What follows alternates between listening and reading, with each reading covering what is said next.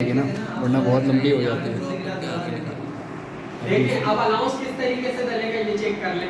Our whole 1.25 यानी आधा inch 1.25 ठीक है।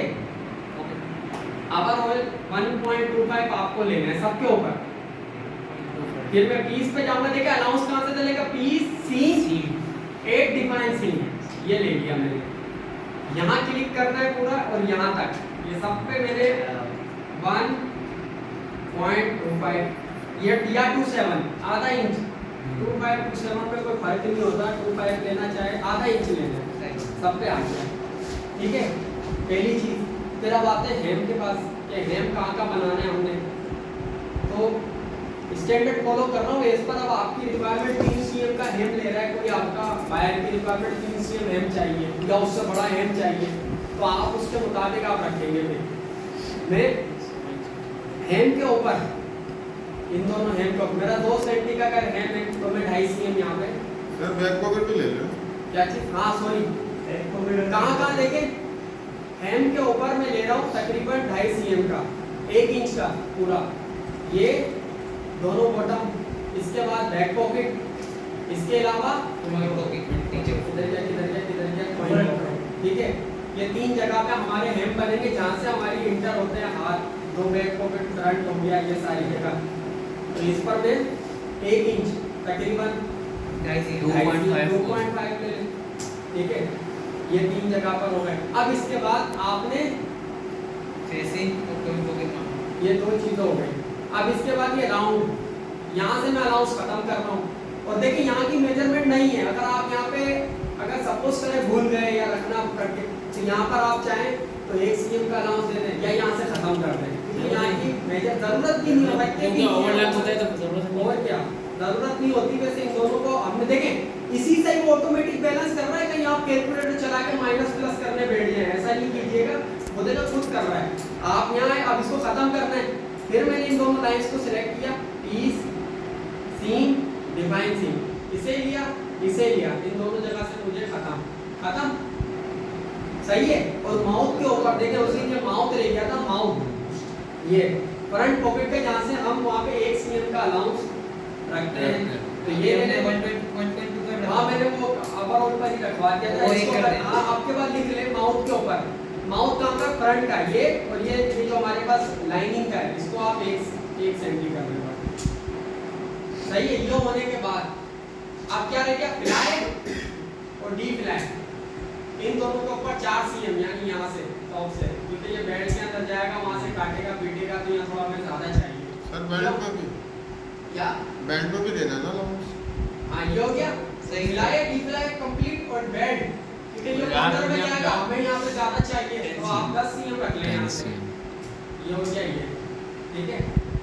और इसके बाद हमारे पास ये बैक राइस पर मैं 1.5 सेंटी के करीब रख रहा हूँ यहाँ पे 1.5। और इसके बाद ये देखिए ये चीज ये वाली back yoke attach to back panel, इसको 2 सेंटी रख रहा हूँ और यहाँ पर 1 सेंटी ठीक है। अच्छा सर एक चीज़ यहाँ पर कंफर्म करिए, बोले हमारी फैक्ट्री में हम बैग जो ये तो ऊपर से आएगा या अंदर से आएगा ये कौन सा अगर जब बॉडी देखेंगे तो यार बॉडी आपका कौन सा है, ऊपर से आ रहा है नीचे ऊपर से आ रहा है हमारा ऊपर वाला है ना, हमारा बॉडी चीज है। आपका बॉडी इस चीज है। एक होता है योग आप शीट। बैक पैनल के ऊपर दे रहा है, इसमें बैक पैनल ऊपर ये बैक अगर योग के ऊपर होगा तो योग के ऊपर देगा स्लाइड वो। तो अब क्या कितने उल्टा हो जाएगा इसको उल्टा होगा आपके बैक केस मतलब बैक पैनल को हाँ आपका केस उल्टा हो गया। ये इधर वो बैक पैनल ज्यादा जमा होएगा उसमें कम आएगा की साइड पे, क्योंकि वो ऊपर की साइड पर है। तो ये दिन में रखेगा। इस पर बायर की कमिटमेंट पर आपको जो बायर जो मांग रहा है वही करेंगे, तो वो देख लीजिएगा क्या कह रहे हैं असल में देखो ये योग हाँ बताओ मिले यार छोड़ जो योग की जो सिलाई होती है ना, एक योग बैक के ऊपर आता है और एक बैक योग के ऊपर आता है।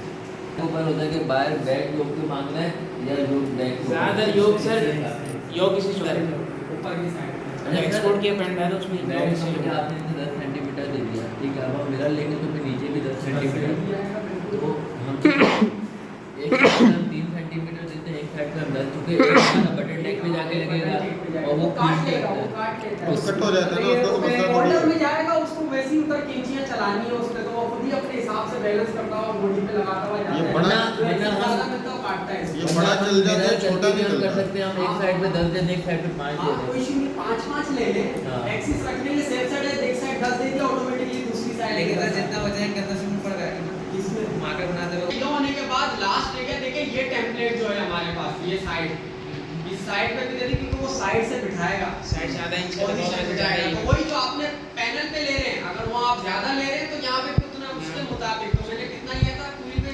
1.25, इधर भी मैं साइड 1.25 भी लेता हूँ, कांजिया सीम, डिफाइन सीम, ये लिया 1.25, ये हो गया हमारा अलाउंस का काम खत्म, ठीक है। अच्छा देखिए ये करने के बाद अब आपको टर्न बैक कॉर्नर चलाना पड़ेगा, तो कहाँ जहाँ हेम बने सब पे टर्न बैक कॉर्नर चलेंगे, तो वो कोने बन जाएंगे आपके, ठीक है। अभी देखिए ये चोंचे निकली हुई है इसकी, ये देखिए बैक पॉकेट की शक्ल देखिए, आपको समझ में आ जाएगा, जब ये फोल्ड होगा तो देखिए वो वहाँ से चोंच निकल जाएगी, तो उसको कैंची चलानी पड़ जाएगी फिर, तो आप क्या करें, यहाँ से ले वहीं पर ही जाए सीम, ये देखिए यहाँ पर आपको मिलेगा टर्न बैक कॉर्नर, नीचे तक। यहाँ आ जाइएगा टर्न बैक कॉर्नर, ये लेने के बाद देखिए ये कंबाइन होना चाहिए, इस पे जैसे क्लिक करूंगा तो ये देखिए, हाँ इस तरह ठीक है। अभी जाके डायरेक्टली बेड़ा उसको कैंची चलाने की वो हो गया। अब इसी तरीके से आप दोनों बॉटमों पे भी कर दें, ये देखिए यहाँ पे भी ये अभी तो ये पता नहीं चला, अगर ये बेल बॉटम होती ना फिर आपको अंदाजा होता है कि ये कितना इंपॉर्टेंट था, वहाँ पे कैंचियाँ चलानी पड़ती है आपको। इसी तरीके से आप एक और चीज़ कोइन पॉकेट पे भी लगा दें, ठीक है, और एक और चीज़ बेल्ट के इसके ऊपर लगा दें ताकि उसको पता चल जाए इतना एक्स्ट्रा था ऊपर की साइड पे, ये वो एक्स्ट्रा जो लगेगा ही ना। हाँ ये हो गया, ये देखिए इसको यहाँ मिल गई।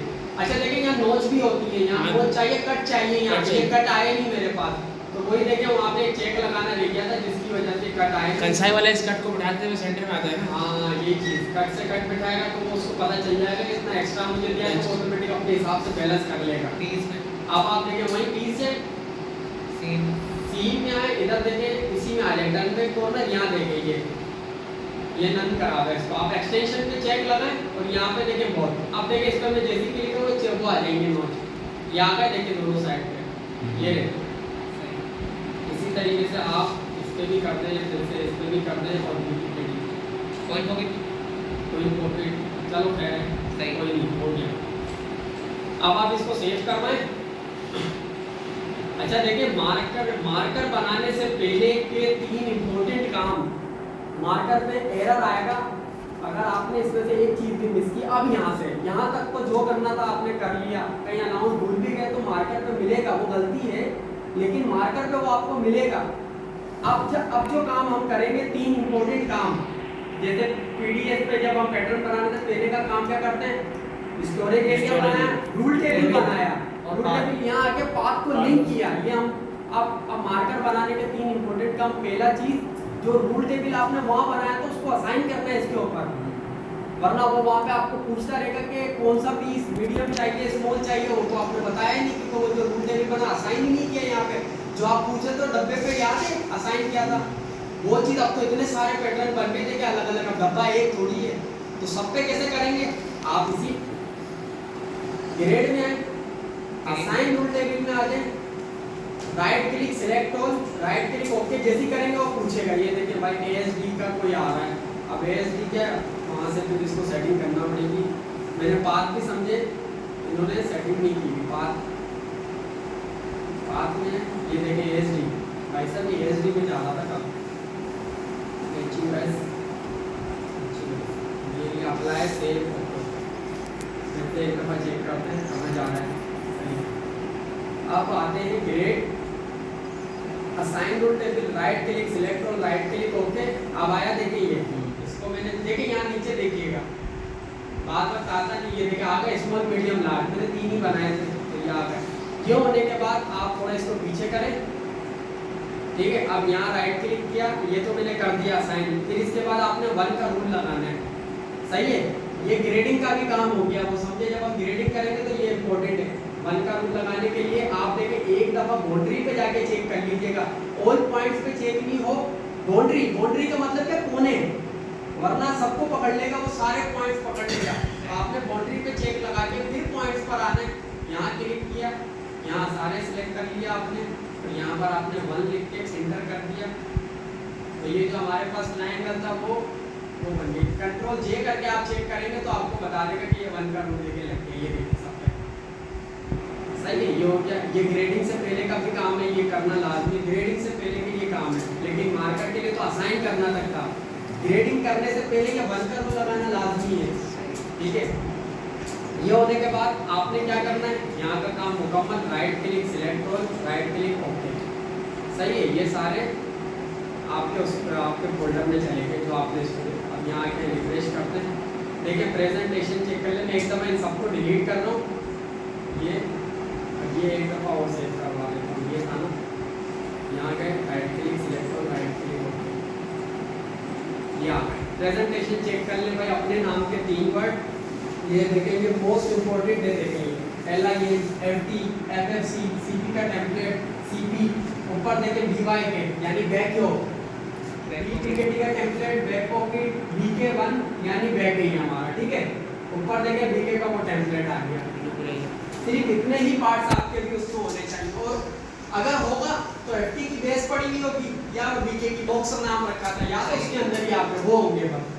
तो इतने होने चाहिए, कोई चीज़ डबल नहीं होनी चाहिए, वरना आप ही घूम जाएंगे इसके अंदर कि मैं मार्कर में कौन सा लूँ, ठीक है। अब देखिए पहला इंपॉर्टेंट काम असाइन रूल टेबल और 1 का रूल लगा दिया।